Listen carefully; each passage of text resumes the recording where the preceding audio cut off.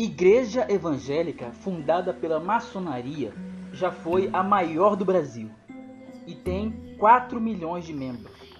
Daniel Berg e Gunnar Wing também teriam sido custeados pela maçonaria, segundo o livro.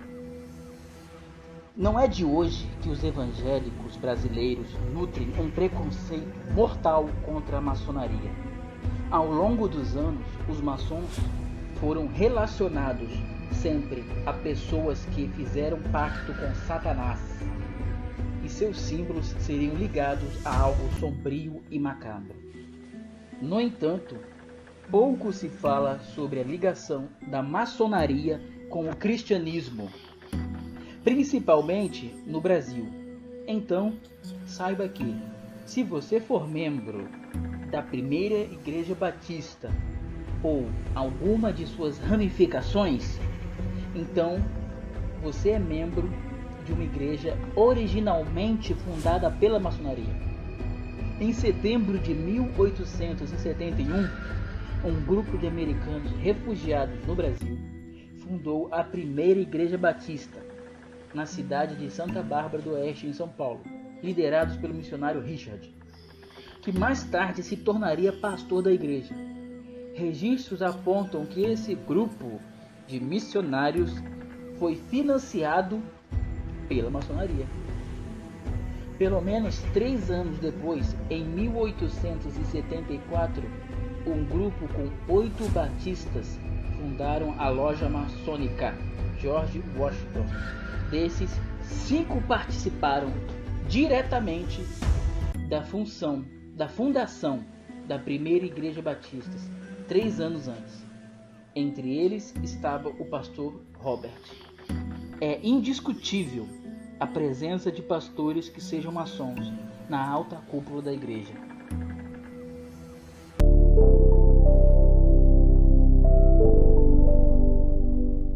Meu nome é Anderson, eu faço o personagem que conta a história da cidade. E aqui eu vou contar a história da primeira igreja a ser construída aqui, que é uma das igrejas mais importantes, que é o nosso cartão postal, que é a Santa Rita de Cássia. Essa aqui é a Santa Rita de Cássia, ela foi construída em 1722. E essa igreja, ela foi construída pelos partos libertos da época, pelos negros que tinham suas ou forria. Era permitida a entrada dos partos e dos índios. Paraty foi construída para a proteção de aquartelamento. A igreja e o cemitério é uma coisa só. Você entra na igreja, você está no cemitério. Você entra no cemitério, você está na igreja. E a própria igreja se transformava no forte. A trincheira lá, se caso os piratas invadissem, a gente podia olhar por ali. E o ferro chegou no Brasil no século XIX. No século XVII, na Santa Rita já tinha. E a própria igreja, ela é formada no dedo de Deus. Olha para minha mão, olha para a igreja. É o dedo de Deus. E em cima do galo, a cruz dos templários. E aqui ao lado nós temos o antigo cemitério de Gavetas, que foi construído em 1848. Aqui era enterrado o pessoal da Sociedade de Santa Rita, as pessoas que tinham mais apreço à igreja, padres, freiras, as pessoas que tinham mais apreço, as pessoas que eram da Sociedade de Santa Rita. E esse prédio bordados rosa, à minha direita, é o antigo quartel-general da Patitiba, onde ficavam os soldados portugueses da época. Na década de 50, Nové se transformou em cadeia da cidade. E na década de hoje, transformou em biblioteca municipal. E esse prédio de batentes azuis, de portas azuis, que já foi reformado, aqui é o antigo mercado negreiro, onde ficavam os escravos e ouro. Por isso nós temos esse símbolo do navio negreiro na parede.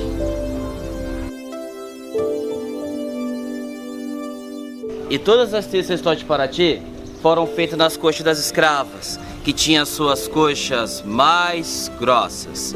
Por isso que as terças ficam de bicado uma em cima das outras e não se acasalo direito. Por isso que vem aquele ditado, seu feito nas coxas.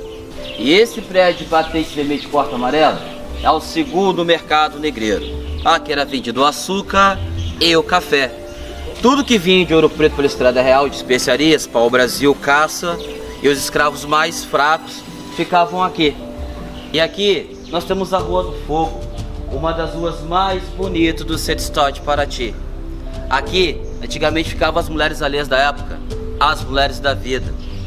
E tem outra versão, falava como tinha fogo constante, que era um fogo que chamava Cuturuba, Como tinha fogo constante na Rua do Fogo, as pessoas vinham pegar o fogo na Rua do Fogo para levar para suas casas para fazer seus afazeres. E esse prédio de batentes marrom de Porta Azul, aqui é a casa dos Alvarenga, dos primeiros portugueses que chegaram para a dizimação dos índios. Eles chegaram aqui no século XVI. E aqui nessa casa nós temos um antiquário do século XVIII e século XIX. Maquistadoras, telas, relógio, telefone de madeira, e nós temos a imagem da Santa Rita, caçadora de advogados e escravos. Essa porta atrás de mim é o primeiro passo de Cristo, os 7 passos da paixão. Toda vez de Semana Santa, a gente bota a imagem de Cristo até chegar a sua crucificação. São 7 portas dessas em volta do centro de Paraty, mas cada porta com uma moldura diferente uma da outra. E aqui em cima nós temos ceieira, bembeira, meieira. Tivesse 3 telhas, tinha muito dinheiro. Tivesse 2, tinha nem muito nem pouco. Tivesse uma telha só, não tinha nem eira, nem beira. Não tinha, era nada.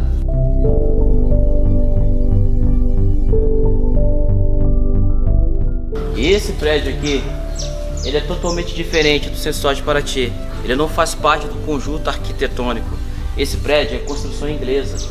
Ele é de 1854. Aqui quem morava aqui é o ourives, pessoas que mexiam com ouro e prata, fazia aliança, anel, cordão e coroa. E essas ruas de pedra foram feitas no século XVIII e no século XIX. Por isso que dá o nome de pé de moleque, que as pedras não têm formato certo. E ainda tem muita gente que reclama de andar em cima delas ainda, infelizmente. E essa fonte era o ponto de encontro dos escravizados, onde eles pegavam água nessa fonte para fazer distribuição de água nas casas. Ela não só é uma fonte, ela é o marco zero da cidade. Se a gente botar o olho na ponta da pirâmide da fonte, ela vai encaixar debaixo da pirâmide da cruz. É daqui que eles tiraram o nível certo para fazer tudo que a gente está vendo.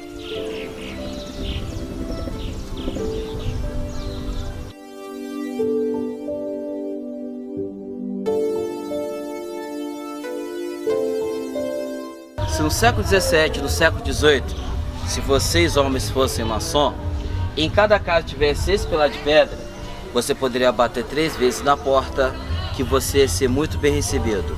E esse pilar de pedra, alguns cruzamentos, transformam no triângulo da maçonaria, que é liberdade, igualdade, fraternidade, que é liberté, fraternité e iguarterité.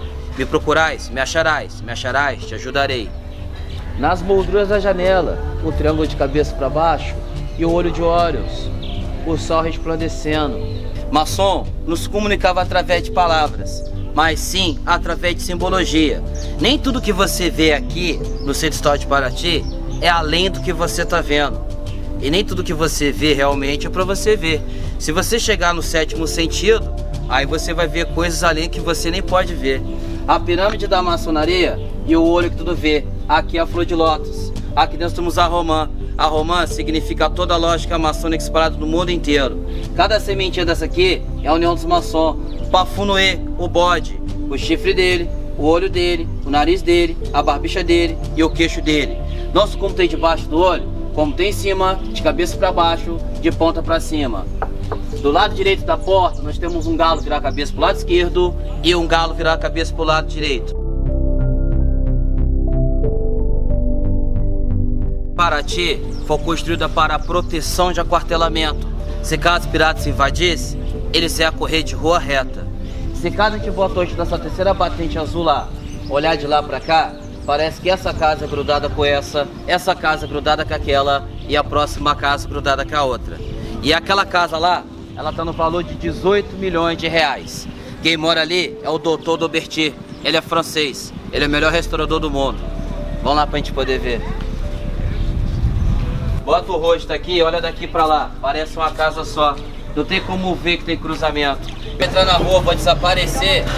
Vou subir de repente. Na visão de ótica. Não tem como ver que tem cruzamento. Se caso os piratas invadissem, eles iam correr de rua reta. As ruas fazem curva. Por quê? Para proteção de aquartelamento, evacuação do vento, refrigeração das casas. A rua do lado direito, ela é adiantada. A rua do lado esquerdo, ela é atrasada. A tendência de quem está aqui em cima é sempre descer pro lado direito. Quanto mais a gente vai caminhando, mais a rua vai abrindo. E do lado esquerdo, você pode ver que as paredes continuam no mesmo local. A gente podia descer do lado esquerdo, a gente ia ver todo mundo lá embaixo e ninguém ia vir a gente descer. A rua do lado esquerdo é atrasada e as paredes não se movimentam. Essas três casas de batente vermelha, batente cinza e batente amarela, parece que são casas diferentes. Não, é uma casa só. Se essa casa for invadir pela porta principal, que é a porta amarela, a gente poderia fugir pela porta vermelha, que é a porta dos fundos. A cidade, ela é um quartel, ela é toda projetada. Como a gente pode entrar em qualquer porta do lado esquerdo, a gente vai sair na rua próxima, entrar em qualquer porta do lado esquerdo, sair na rua à frente. E aqui onde nós estamos, como aqui era a praia, quem morava aqui era os índios Tupi-Guanás. E como aqui era abundante peixe Paraty, Pará é água, Ti é peixe. Peixe subia, desovava no mangue, índio cercava, trazia pra cá. E quando os portugueses chegaram, eles deixaram o navio português lá fora. Como nossa maré é muito baixa, não tinha como o navio português chegar aqui. Eles vieram de bote, mas só que teve um problema. Eles encontraram com os índios. E os Tupi-Guanás era carnívoro, de papai e de mamãe. Começou a comer todo mundo vivo, até chupar o osso.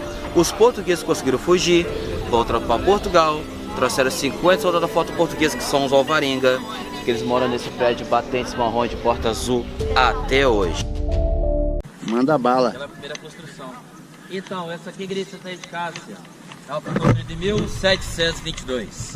E essa igreja, ela foi construída pelos partos diversos da época. Pelos negros que tinham suas ou forria. Era permitido entrar negros pardos e dos índios. E ao lado dessa capela é o antigo cemitério de Gavetas, que foi construído em 1848. Que é um dos primeiros cemitérios a ser construído no nosso país. Um deles. E aquele prédio ao lado de Bordado Rosa é o antigo quartel-general da Patitiba, onde ficavam os soldados portugueses da época. Na década de 50, o Nové se transformou em cadeia da cidade. E na década de hoje, transformou em biblioteca municipal. Esse prédio à minha frente, que já foi reformado, é o antigo mercado negreiro, onde ficavam os escravos e ouro. Por isso nós temos aquele símbolo navio negreiro na parede. E as casas, Sestote e Paraty, não tem rede de esgoto. Fezes e urinas eram jogados nas ruas. Por isso nós temos três comportas. A do lado direito, a do meio e a do lado esquerdo. Conforme o nível do mar vai subindo, e aqui onde nós estamos era a praia, o nível certo da cidade é do primeiro degrau da igreja, a maré do mar entrava nas ruas, fazia toda a limpeza de fezes e urinas e levava lá para o mar, até hoje. Mas o começo não foi aqui, o começo foi lá em cima no forte, em 1615. Não dá para ver que as ruas fazem curva. Depois eu vou explicar por que as ruas fazem curva. A expansão foi tão grande que eles tiveram que descer. E aqui está situada a cidade histórica hoje. Era uma fazenda. A fazenda de Dona Maria Jacobi de Melo. Dona Maria Jacobi de Melo foi a senhora que trouxe no passo português para a construção da cidade histórica, com uma condição, que não maltratasse os índios e construísse a capela para ela. No lugar da capela foi construída a igreja da Matriz, que dá 3 igrejas Santa Ritas dessa. E os índios, quase que acabaram com a raça dos índios do nosso país. E aqui minha pessoa, Anderson, a primeira estátua viva de um escravo no Brasil, que é inédito. Nesses 17 anos e 8 dias de hoje, eu já passei de mais de 100 mil fotos espalhadas no mundo inteiro. Muito mais do que isso. A escravidão, ela fez 122 anos que acabou no nosso país. Mas é uma coisa que nunca devemos esquecer. Todas as cidades históricas desse nosso país foram feitas pela mão dos escravizados. Eu não sou como estou representando a cultura afro-brasileira existente no nosso país, como estou representando a do mundo inteiro. Enfim, nada acabou por aqui, porque quando tiver amor, respeito pela cultura afro-brasileira existente no nosso país, como no mundo inteiro, eu vou lutar até o fim. Mas a história não acabou não, a história vai começar agora. Que é daqui que eles tiraram o nível certo para fazer tudo que vocês estão vendo. E cada quina da lateral dessa fonte, ela encaixa em cada pilar de pedra lateral das casas, que são a maçônica. Em cima do galo, a cruz dos templários. Olha para minha mão, olha para a igreja. É o dedo de Deus. O ferro chegou no Brasil no século XIX. No século XVII, na Santa Rita já tinha. E na porta da igreja, nós temos o olho que tudo vê. Que vocês tiram fotos das coisas que vocês nem vê. Vem cá que eu vou mostrar. Maçom, ele não se comunicava através de palavras, mas sim através de simbologia. Nem tudo que você vê aqui é além do que você está vendo. A cidade, ela é toda amaçônica. Na própria porta da igreja, 2 olhos embaixo, 2 olhos em cima. Mas só que o olho é uma flor de lótus. E dentro da flor de lótus nós temos a romã. A romã significa toda a lógica maçônica espalhada no mundo inteiro. E cada sementinha dessa é a união dos maçons, a união da ordem. Fala, galera. Sabe o que é isso aí? Isso é o brasão da família imperial. Olha. Nesta casa viveu o príncipe Dom João de Orleans e Bragança, 1916 a 2005. Serviu a Força Aérea Brasileira em 1941, depois do exílio da família imperial brasileira, em 1889 a 1922. Era neto da princesa Isabel e bisneto do imperador Dom Pedro II. Hoje mora seu filho, Dom João Henrique de Orleans e Bragança, fotógrafo, empresário e palestrante. O verde da bandeira brasileira desde a independência do Brasil em 1822 e desta casa é a cor da Casa Real de Bragança. Eu tô lendo através da tela do celular, tá? Por isso tá difícil aqui, galera. Olha aí, ó. Foi nessa casa aqui, ó. Olha que legal. Uma casa bem antiga. Uma casa bem antiga, pessoal. Olha isso.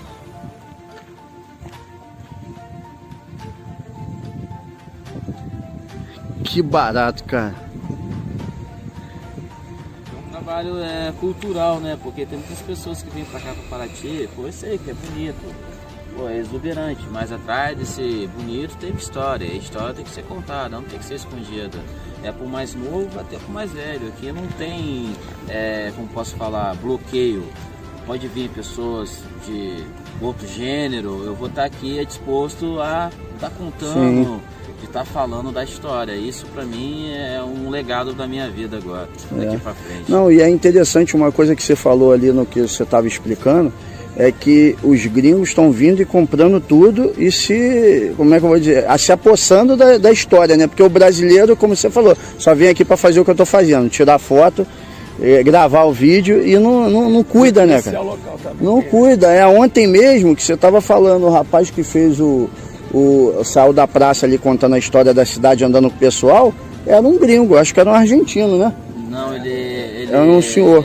Holandês. É holandês? Ele é holandês. Então, quer dizer, é tipo assim, é a mesma coisa que você ir pra Disney, a gente brasileiro ir lá contar a história de que cada brinquedo, como funciona cada brinquedo para os americanos. Porra, bem estranho, né, cara? É importante mesmo essas ações, né, da gente cuidar do nosso patrimônio, patrimônio da Unesco, sim, recebemos o título. Sim. E aqui, a Marinha do Brasil, ela trabalha. São duas vertentes, né? Segurança do tráfico aquaviário, salvaguarda da vida humana no mar. Então a gente procura instruir, orientar para que todos trabalhem, né? Infelizmente, essa pandemia, vidas foram ceifadas. Sim. Não tem como voltar mais atrás, verdade, não é verdade? Verdade. Mas uma coisa a gente consegue buscar, a economia, né? Que eu falo aqui com todos, né? Todos aqui que labutam. A economia a gente tem que fazer, mas se a gente mostrar para o cliente que tem credibilidade, que o nosso trabalho é feito com segurança, que a sua família vai chegar, eles vão, fazem o passeio, irão voltar e irão indicar pessoas. Sim, Isso sim, é importante. Sim. Agora, também a Marinha do Brasil tem um outro viés, que é o ensino profissional marítimo. Aí, como eu falo dessa pandemia e economia, o ensino profissional marítimo é importante, por quê? O ensino profissional marítimo, ele traz uma profissão, ele dá uma carteira de trabalho. Sim. É uma das coisas que eu falei, a cada carteira de trabalho, a cada título de embarcação que é gerado aqui pela Agência da Capitania dos Portos em Paraty, que representa a Marinha do Brasil na cidade, é uma família que está tendo um alimento trazido. Sim, né? É um chefe de família que estão sendo permitidos. Verdade. E a fiscalização, ela se faz muito importante. Sim. Porque se não tiver fiscalização, a gente tem acidentes, visto que a gente... Vira bagunça, né, comandante? Então Vira a gente bagunça. tem que trabalhar, né? E é importante, eu acho bastante importante o seu trabalho, também divulgar a história da nossa cidade. Parabéns, Anderson. Muito obrigado, comandante. Eu vou continuar assistindo aí suas apresentações, depois eu vou procurar o seu canal no YouTube. Vou procurar também Legal. lá o Instagram, a gente vai dar uma curtida. Legal. Muito obrigado, parabéns aí pela sua atitude. Gratificante para mim, muito gratificante estar aqui contando história para as pessoas e espero que Deus abençoe, que dura mais um bocado, né? Vai ser. Passa por onde que eu te ajudarei. É verdade. Já tô vendo um escravo de cabelo branco contando a história aí de Paraty. Tô de barba já, gente. Bigode tá branco. Mas muito bem, parabéns aí. Boa sorte no seu trabalho. Né? Papai do Céu abençoe a sua jornada. Te dê muitos anos. Te dê aí toda a lucidez. Por muitos e muitos anos e passar essas informações que a gente tem de conhecer. Com certeza. A gente tem, como eu falo, eu sou um oficial que tem origem de praça, eu fui recruta, eu comecei a camada mais baixa que a Marinha tem. Hoje eu exerço o cargo de agente da capitania, comandante, como você me chama. Então é uma direção de uma importante organização militar. Ou seja, mas eu não esqueço a minha origem. Então a cidade, ela hoje é isso, com tecnologia, mas ela não tem que esquecer de onde foi. Exatamente. Como é que foi? A explicação, essas pedras, pé de moleque, por que pé de moleque? Então é importante. A maré de Cisídia, por que enche a água? É um fenômeno natural, que a gente não tem. Há uma previsão, questão da alta da maré, que é aquela questão de quem tinha lá, que tinha mais dinheiro, quem tinha mesa, muito, quem não tinha nada. A questão das igrejas, a história da nossa igreja é importante a gente preservar. E a gente continuar sendo, eu tenho certeza que a cidade de Paraty continuar sendo exemplo para todo o Brasil. Obrigado aí, tá bom?